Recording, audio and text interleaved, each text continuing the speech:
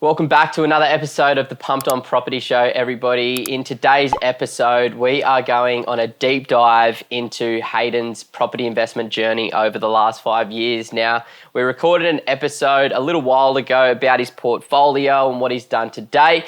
But today we want to get really deep into the actual numbers of Hayden's investment portfolio at the moment, what has happened over the years, and obviously his intentions moving forward. But mate, been a hell of a 5 years for you, hasn't it? Yeah, time's going quick.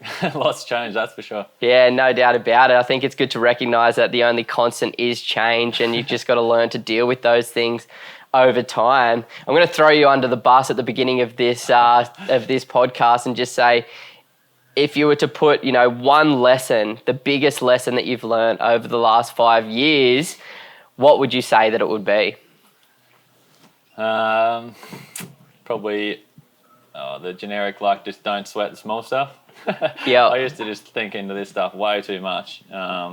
Spent so many extra hours than I needed to, thinking about the plan, the strategy.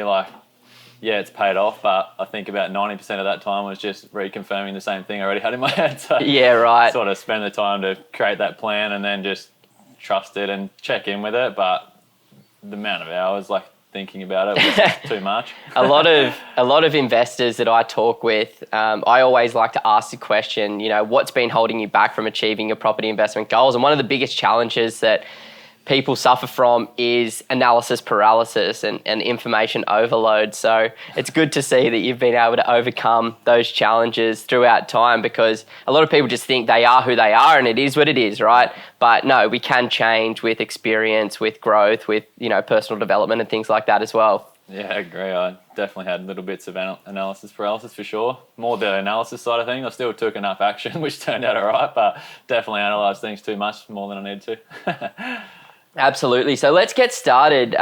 Taking it back 5 years ago to 2017, pre-pandemic, pre-COVID, pre-Queensland for you, right?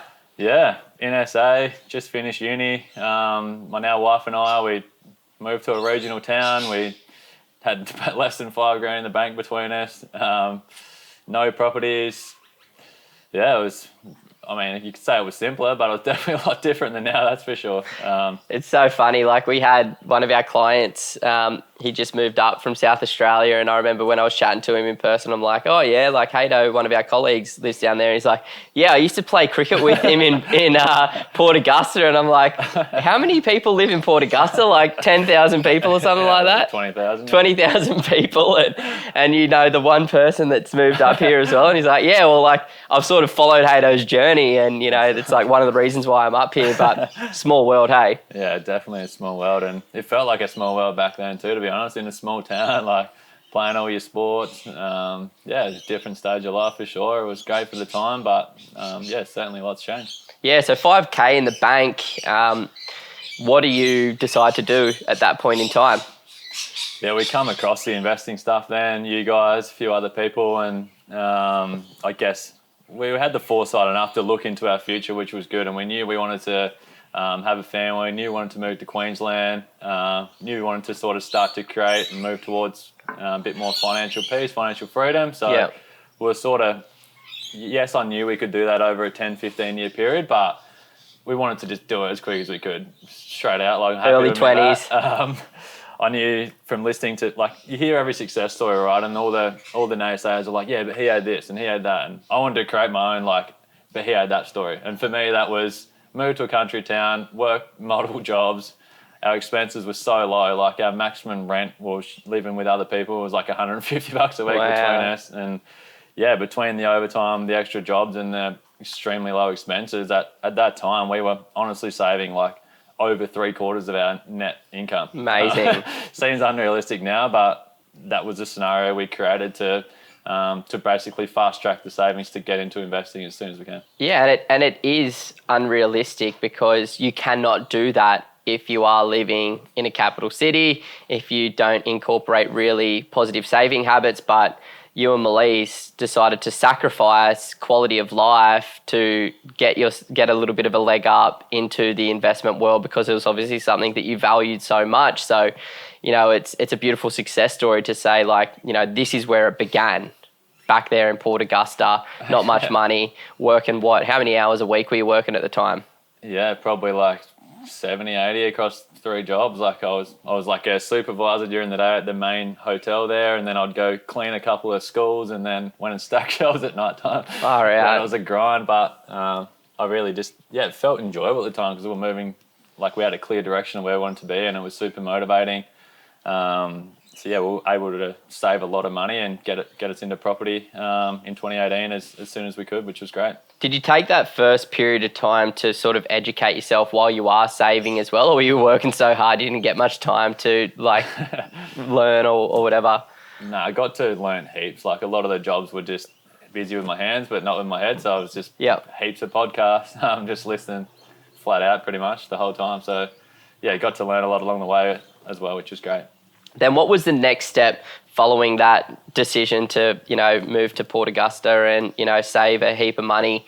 You know, fast forward it 12 months from, you know, doing all of that and sacrificing so much. What then happened the following year in 2018? Yeah, so we were ready to go by then to get our first property. We started speaking with you guys, started to formulate a strategy based off a bit of what you and Benny said, based off a few other things that I learned. The strategy, we pretty much had the portfolio that we've completed now. We had that strategy from the start, and it was as simple as wanted 2 investment properties, one of them a little bit more capital growth focused, one of them a little bit more cash flow focused. And then once we had that, we wanted to move to the sunny coast and round it out with buying our own home. So step 1, 2018, I just thought I wanted to buy the capital growth focused one first, just because I thought if it was to go up, then it's better to get that one early to have more time in the market. Which I'd like to talk to that as well, because most investors get focused on cash flow.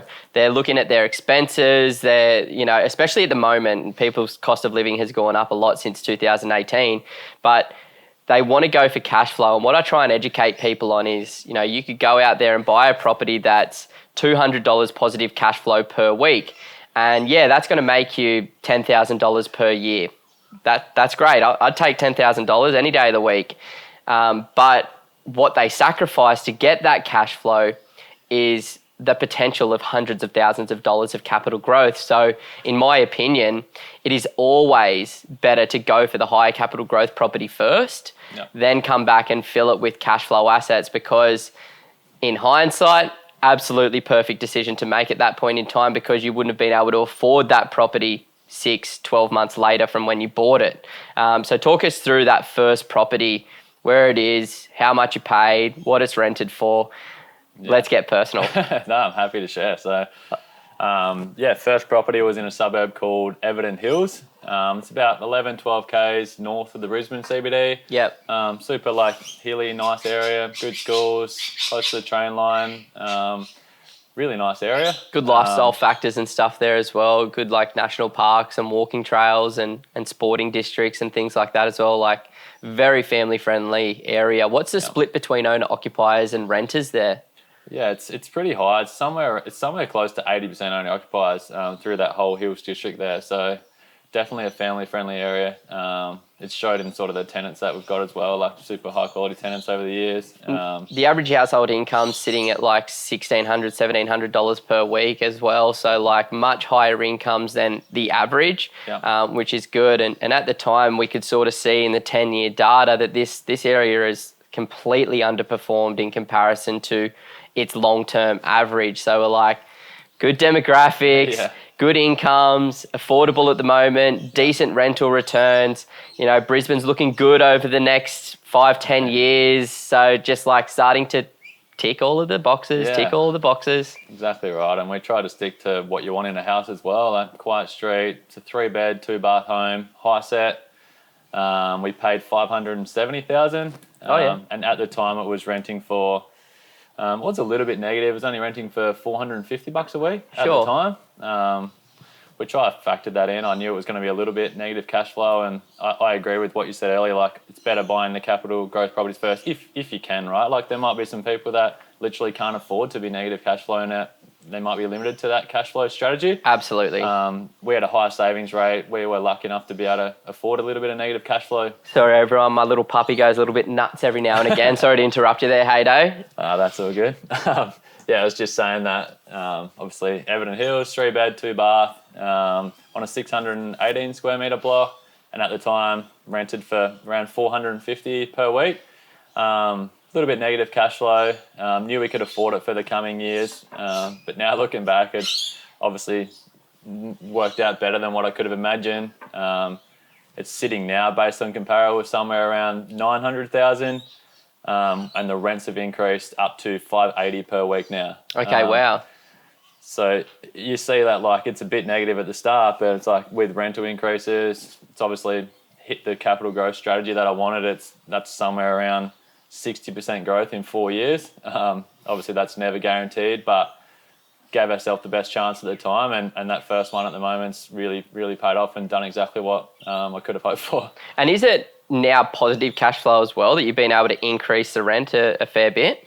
Yeah, it is now. Like I'm lucky enough that I have fixed in all my rates until mid-2024. So with current rates, for sure, it actually is a little bit positive.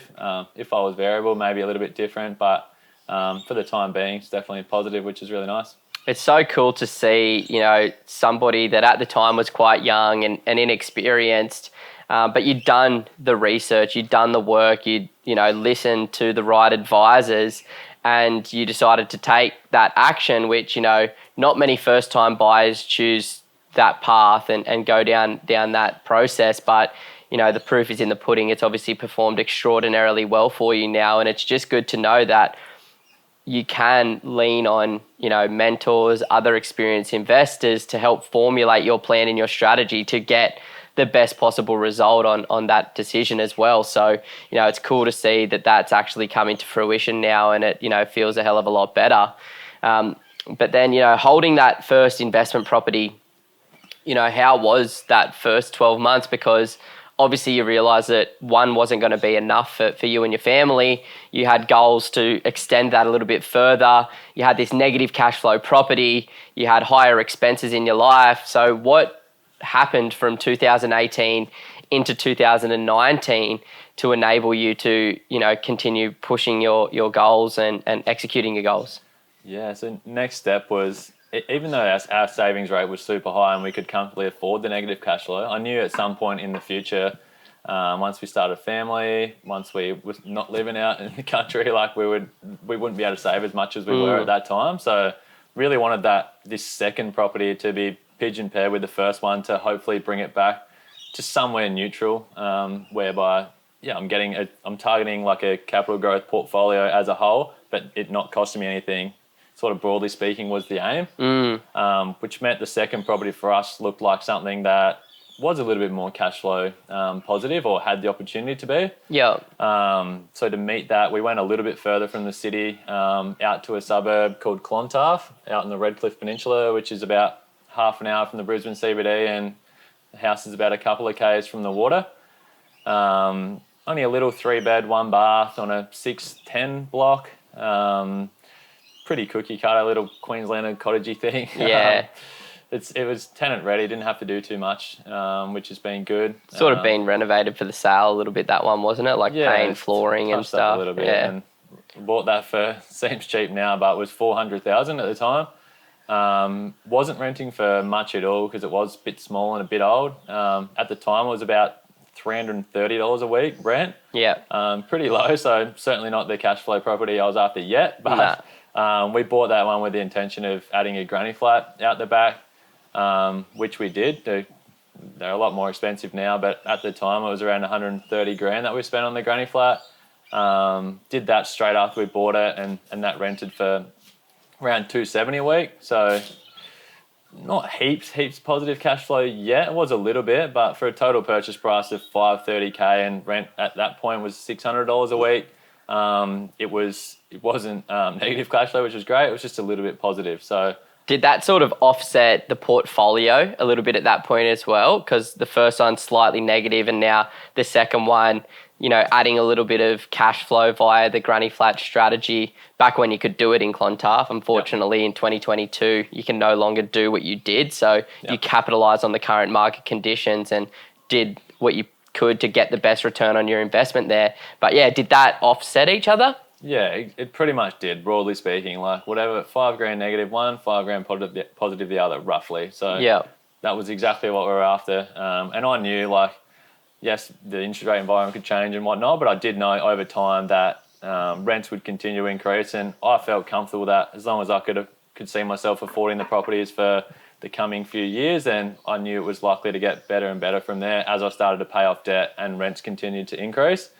So looking back at that one now, that was bought 3 years ago.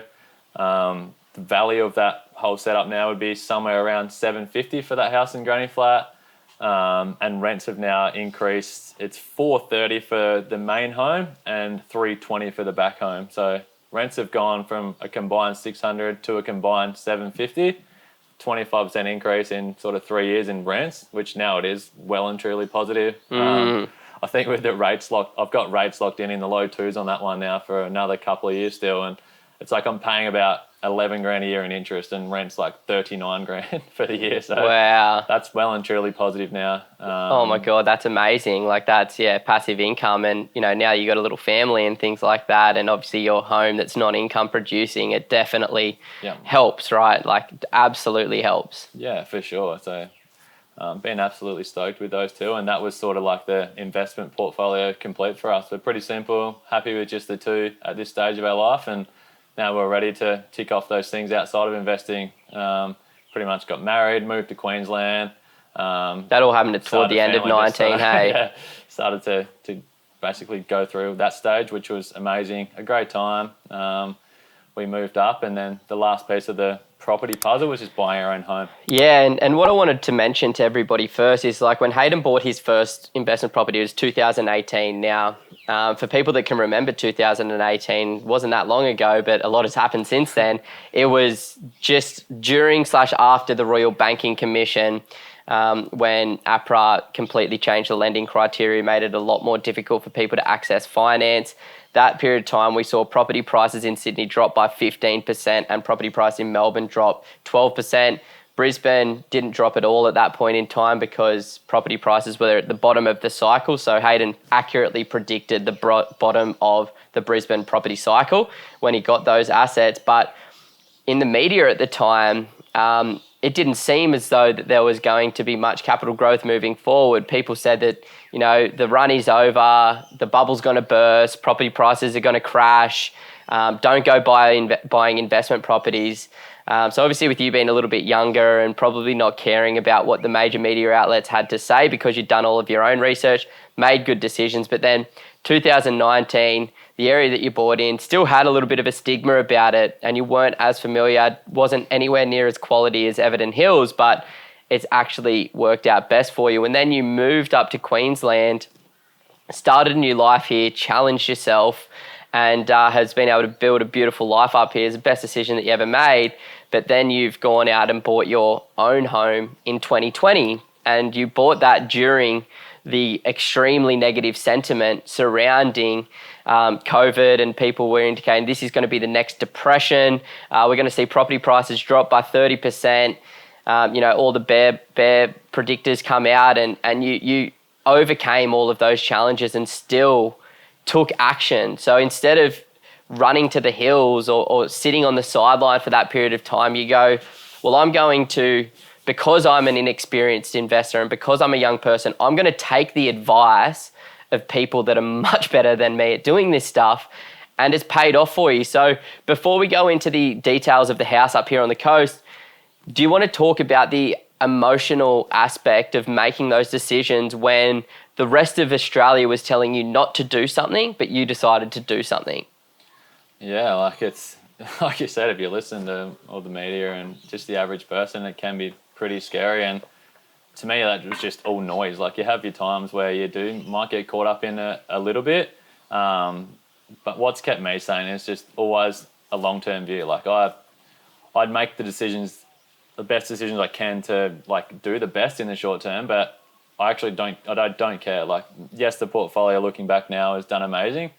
If it done way worse, like I'm still fine now because I believe in property in scarce locations over the long term. And it's like the short term rewards that I've got, I've given myself a chance for that and I've got them and it's great. But if it didn't happen, like I'm completely fine with that as well because I never base my whole investing strategy off getting those results in the short term anyway. Like it doesn't actually matter at all. Love that. I believe in property. Like we need a place to live. Everyone needs a place to live. Buying scarce locations where there's no more land. It's like, I personally don't think over the long term that you can go wrong. Some people say otherwise. That's the bet I was willing to take. And I truly believe in it. So it was just literally just flat out not listening to the noise and believing in the long term and making the best decision you can at the time and trusting that. Try to keep it simple. One thing that I've been living by recently and just really grateful for is this quote, which is the goddess of luck favors men of action. So, obviously you've been, very fortunate.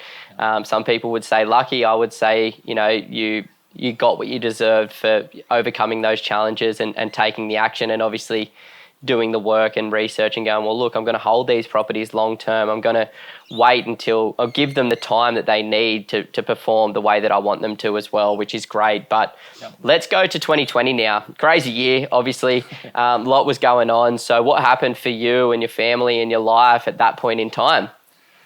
Yeah, so for us, we literally got married like 2 weeks before COVID come in Thailand. Yeah. So we just got back in time, which was cool. And then, it was just on to the next stage of the property stuff for us where we wanted to buy our own home. We were lucky enough that we weren't impacted too much work-wise from COVID. My wife's a radiographer and she was like an essential service and I could keep working with you guys like from home when we needed to and whatnot. So got to both keep our jobs, which was good. Yeah, that would have been weird though, like brand new job and then it's like, oh, go work from home. Yeah, pretty much. It was a big change, but I was grateful that I still Sink or got swim. something to do, so it was all good. So buying our own home, obviously it's okay for it to be a bit more emotional. It's where you're going to live. That's fine. I'm happy for there to be an emotional component to it. Yeah. Also wanted to pair that with it being sort of a good investment as well. To me, that meant buying as close to the beach as possible.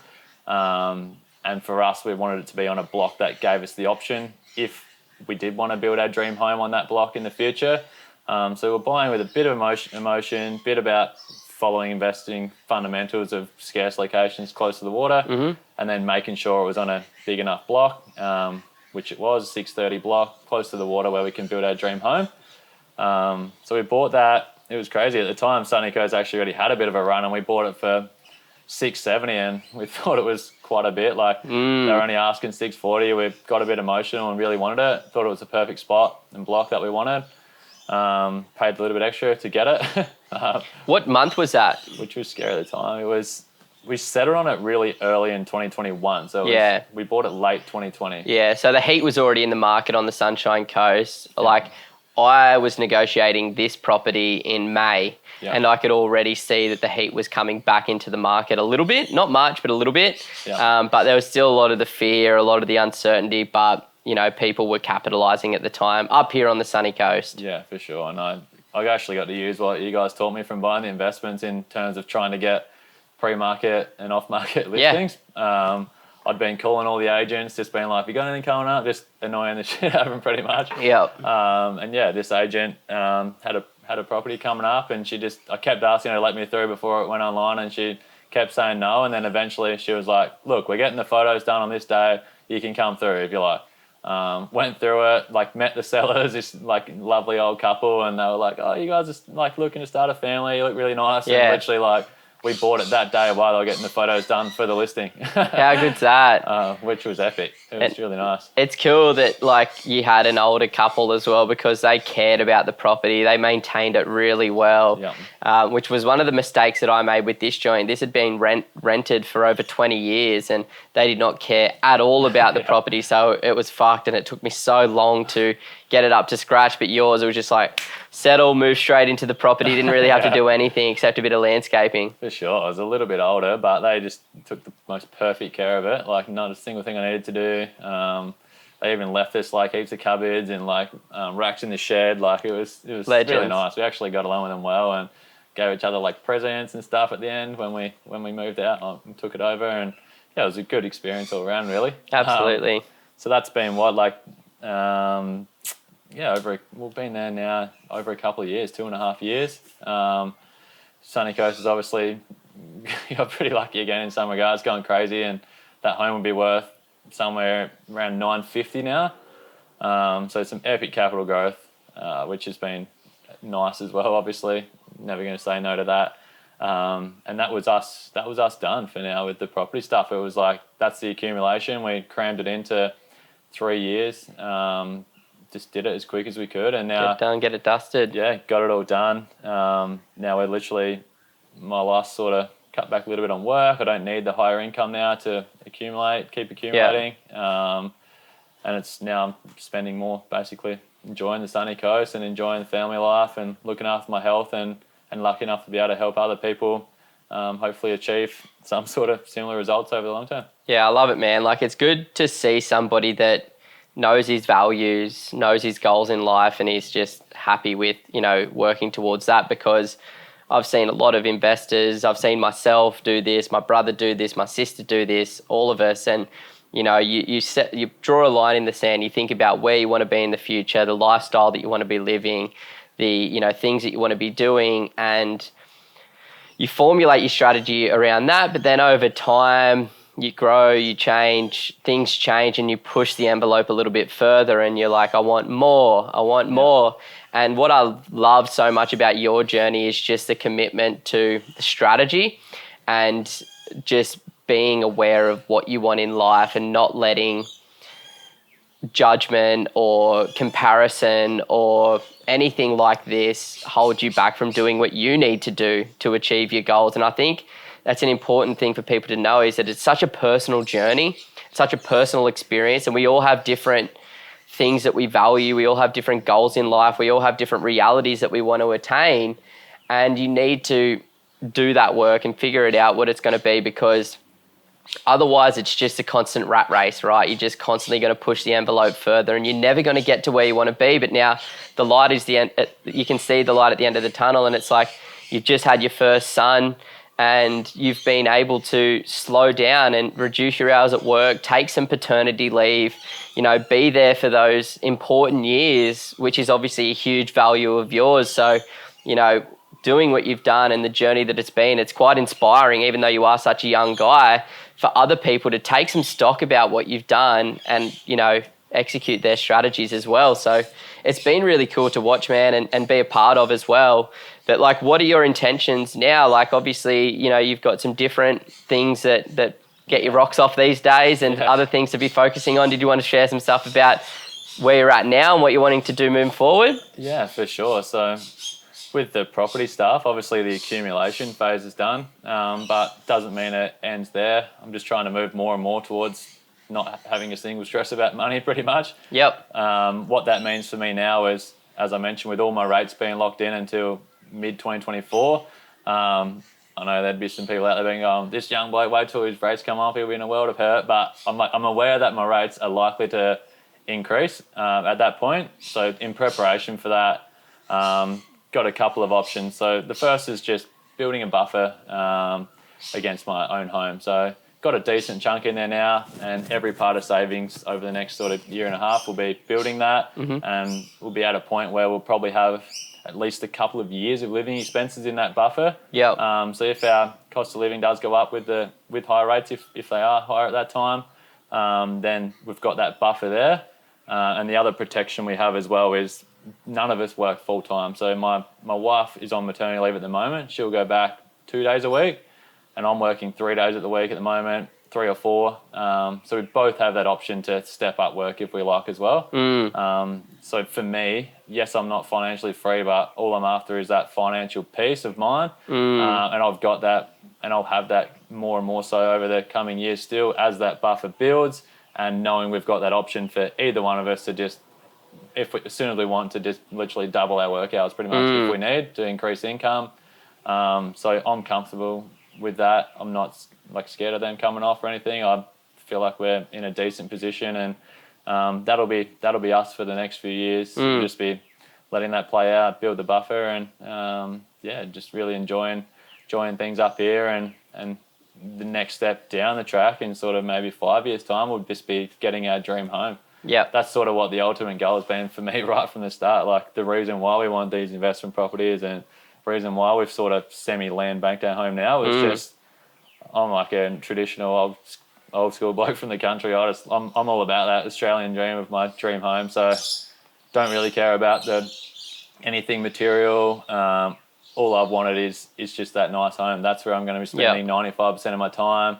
It's where I'm going to train. It's where I might work from. It's where my kids are going to grow up, bring their friends over. So I'm all in on that and about just having that. Love it. So that'll be the next step. Like in hopefully a few years' time, I won't do it until we're ready. Like if it's going to put any sort of financial stress on me, because that's the number one thing is that I keep that financial piece from here on, and we'll do it as soon as that I can do it while still maintaining that financial peace of mind. Absolutely, man. I love that so much, dude. And I can't wait for you to build that house as well. It's going to be pretty damn pimp. From some of the plans that you've been putting together, I'm sure it'll change over the years to come, but it'll look amazing. And the beautiful thing is, once you own your own home outright and your investment properties outright, and you're starting to diversify your income now a little bit as well, or your assets a little bit now as well, what is your ideal financial reality in by the time that you've done that? What do you think your portfolio will look like? What do you think you'll be at? What type of money do you think you'll be earning, and what sort of lifestyle do you hope to be living? Once you've been able to reduce the debt to zero and have complete financial peace and freedom. Yeah, like I'd say, roughly speaking, at the moment we're aiming towards sort of, I guess the end goal that we'd be after would probably be 10, 15 years away. And to me, would be as simple as my debt-free dream home. And then maybe just one, like I might do something to just have one property, like ideally dual income that just gives me 50, 60 grand a year rent and our own home debt-free. Like it's way more conservative than everyone else and all you guys and everyone we speak to. But I don't know, like I'm confident that with my skill set and the things I'm into, like, even if we had zero passive income, for us, because our cost of living and we're used to living frugally and off pretty much nothing, it's like even with kids, we'll still maintain those spending habits. And it's like even without a passive income, between my wife and I, we'll have to earn like 30, 40 grand a year each to be able to survive. And it's like, with no passive income, I'm comfortable with us both doing things that we enjoy to be able to get that. Yeah. So even just like, and that's obviously with your home debt free as well, which that's the biggest cost right now. Like if I've got no cost on my own home, I live off like food and kid stuff, and it's like I don't really need anything. So nice. Hopefully have a bit of income from one investment property and then debt free own home, and that's all I'm looking to achieve. Like I'm fully stoked with that, and that allows me to not be sitting in an office stressed all week. I'll be working. Ideally, my lifestyle will be maybe 15 to 25 hours a week doing work that I love, whether that's in property, in the health space. I'm sure that'll change and evolve over time.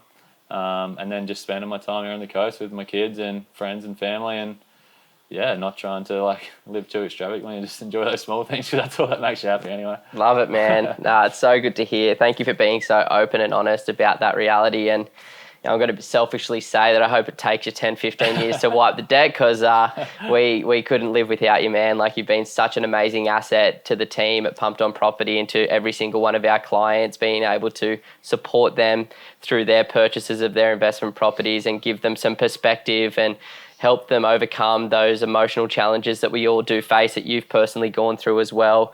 And I'm just so excited to see, our future together as friends first and foremost, but also as business partners and investors. And, fortunately, we still live in the same suburb as well, close by. And I'm moving into that stage of life, hopefully next year when I'll have some kids as well, some rugrats running around. So it's just a beautiful journey to hear what you've done over the last 5 years and your perspective on life moving forward, man. So I really appreciate you sharing all that information.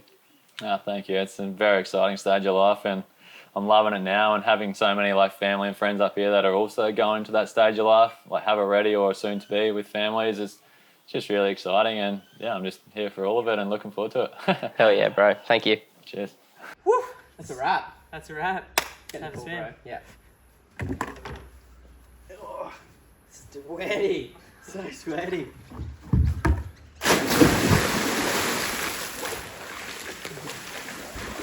Oh, that's good. Look at that. So nice, eh? Oh.